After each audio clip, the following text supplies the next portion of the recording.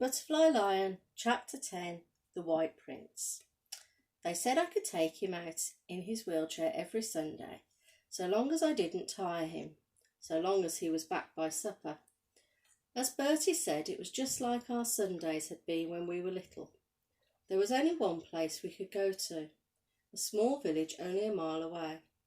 There wasn't much left of the village, a few streets of battered houses, a church with its steeple broken off halfway up, and a cafe in the square, thankfully still intact. I would push him in his chair some of the way, and he would hobble along with his stick when he felt strong enough. Mostly we would sit in the cafe and talk, or walk along the river and talk. We had so many years to catch up on. He hadn't written me, he told me, because he'd thought that each day at the front might be his last, and that he might be dead by sunset. So many of his friends were dead. Sooner or later it had to be his turn. He wanted me to forget him, so that I wouldn't know when he was killed, so that I wouldn't be hurt. What you don't know, you don't grieve over, he said. He never imagined that he would survive, that we would ever see each other again. It was on one of our Sunday outings that I noticed the poster across the street on the wall of what was left of the post office. The colours were faded and the bottom half had been torn away, but at the top of the print was quite clear. It was in French. Cirque Malot, it read, and underneath, Le Prince Blanc, the White Prince. And just discernible, a picture of the lion roaring, a white lion. Bertie had seen it too. "It's him," he breathed. "It has to be him." With no help from me, he was out of his wheelchair, stick in hand, limping across the street towards the cafe. The cafe owner was wiping down the tables outside on the pavement. "The circus," Bertie began, pointing back at the poster. He didn't speak much French, so he shouted in English instead. "You know, elephants, lions, clowns." The man looked at him blankly and shrugged, so Bertie started roaring like a lion and clawing the air. I could see alarmed faces at the window of the cafe, and the man was backing away, shaking his head. I ripped the poster off the wall and brought it over. My French a little better than Bertie's. The cafe owner understood me at once. "Ah," he said, smiling with relief. "Monsieur Malot, le cirque, c'est triste, très triste." And he went on in broken English. "The circus, he's finished. Sad, very sad. The soldiers, you understand? They want beer and wine and girls maybe. They do not want circus. No one comes. And so, Monsieur Malot, he have to close the circus. But what can he do with all the animals? He keep them, he feed them. But his shells come. Come more, they come, and his house, how you say it, it is bombarded. Many animals are dead.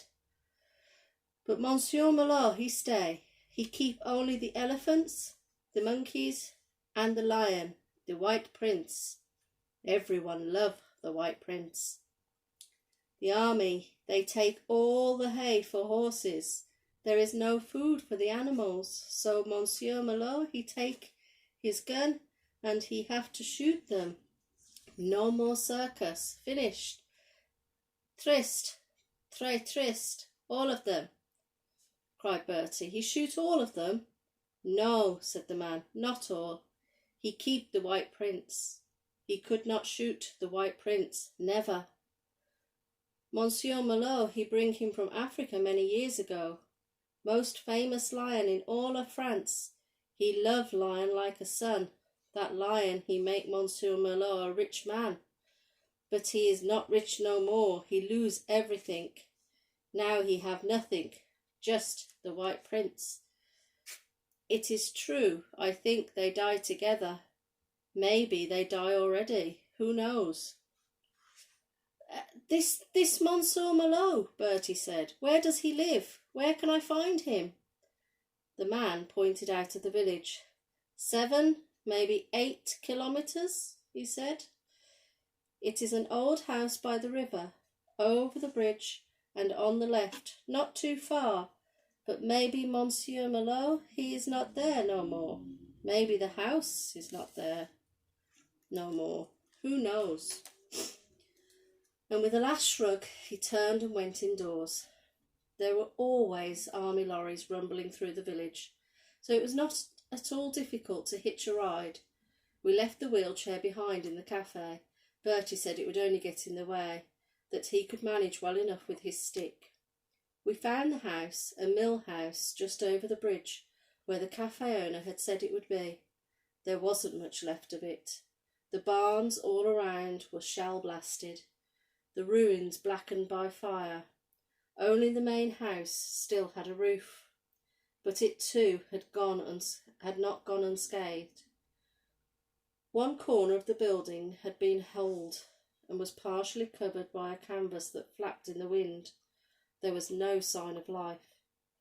Bertie knocked on the door several times, but there was no answer. The place frightened me. I wanted to leave at once, but Bertie would not hear of it. When he pushed gently at the door, it opened. Everything was dark inside. I did not want to go in, but Bertie took me firmly by the hand. "He's in here," he whispered. "I can smell him." And it was true. There was a smell in the air, pungent and rank, and to me quite unfamiliar. "Qui est là?" said a voice from the darkness of the room.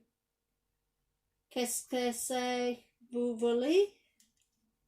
He spoke so quietly you could hardly hear him over the rush of the river outside.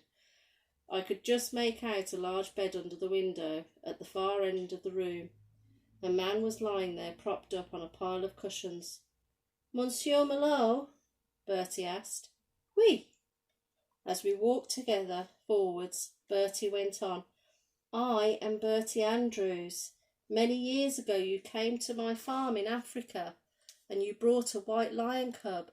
Do you still have him?" As if in answer, the white blanket at the end of the bed became a lion, rose from the bed, sprang down and was padding towards us, a terrible rumble in his throat. I froze where I was as the lion came right up to us. "It's all right, Millie, he won't hurt us," said Bertie, putting an arm around me. "We're old friends." Moaning and yowling, the lion rubbed himself up against Bertie so hard that we had to hold on to each other to stop ourselves from falling over.